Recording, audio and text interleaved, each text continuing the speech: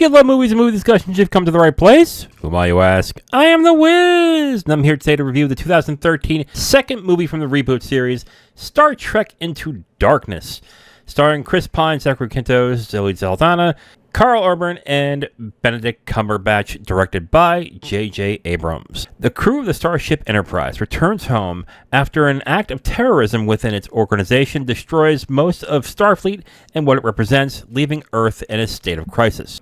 With a personal score to settle, Captain James T. Kirk, played by Chris Pine, leads his crew on a mission to capture a one-man weapon of mass destruction named John Harrison, played by Benedict Cumberbatch, thereby propelling all of them into an epic game of life and death.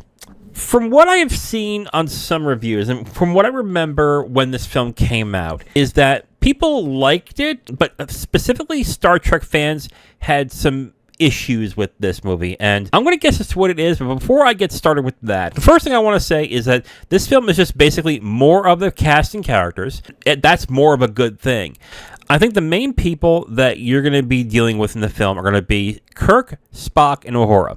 And I think it's a good thing because I like the characters. They're very charming. And I think Quinto does a great job as Spock once again in this movie. One of the main themes of this film is Spock trying to show his more human side to his friends and how exasperated they are that he just stays in that logic lane throughout most of the movie.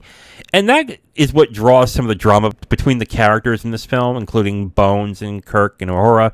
And I think that's what drives the interpersonal drama forward in this movie. The drama with Kirk trying to regain his position and what happens to Pike in the beginning of the movie, I think is also pretty decent. Like I said, I think the characters are the strongest thing about this timeline so far, and I think they are done incredibly well.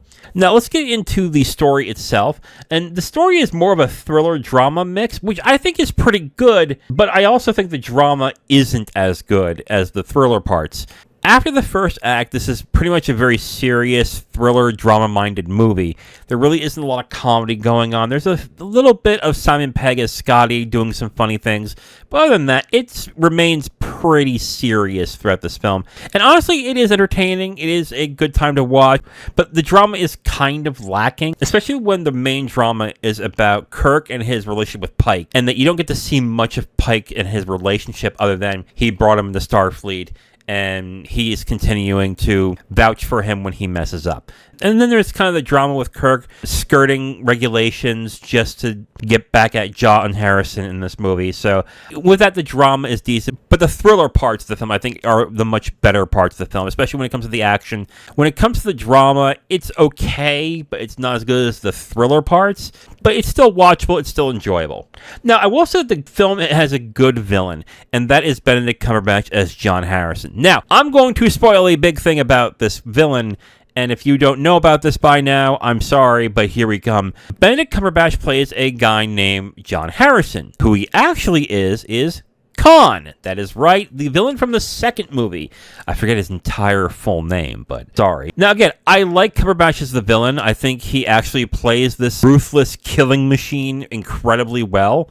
But as Khan, I don't know about that. Like, I think having him as Khan and having this character as Khan, I really don't think it's a good idea in this movie.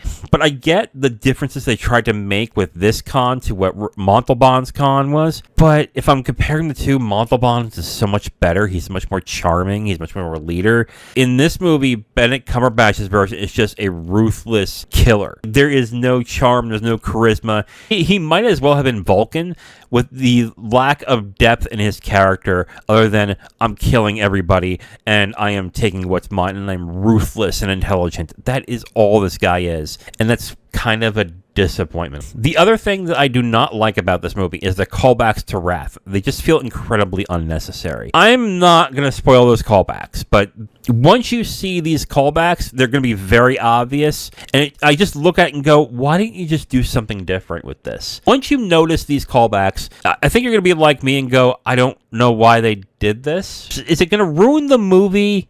I don't think it does. But it's definitely an eyesore that I just did not really like so much. But other than that, it's fine. I guess the best way to put it is anything that reminds me of Wrath of Khan is a bad thing in this movie, which unfortunately is the true identity of the villain and the callbacks to Wrath of Khan. But other than that, I think the film is enjoyable. I think it's actually very enjoyable. So overall, I am going to recommend Star Trek Into Darkness. I've seen some reviews on Letterboxd and IMDb that really show that people did not like this movie. And I kind of understand why, especially if you are a fan of Star Trek and you've been into Star Trek for so long.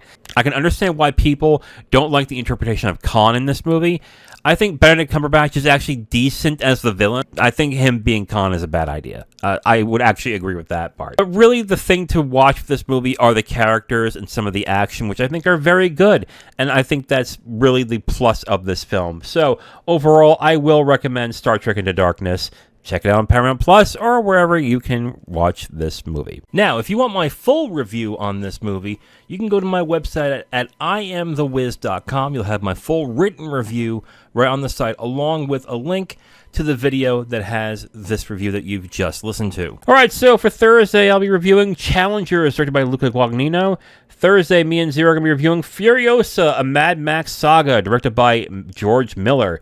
And on Saturday, we're going to the final Star Trek movie, which is Star Trek Beyond, directed by Justin Lin.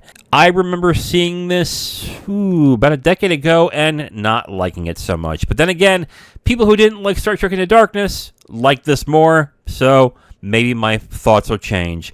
So again, on Tuesday, I'll be reviewing Challengers, directed by Luca Guadagnino. Thursday, me and Zero are going to be reviewing Furiosa, a Mad Max saga, directed by George Miller. And on Saturday, I'll be reviewing Star Trek Beyond, directed by Justin Lin.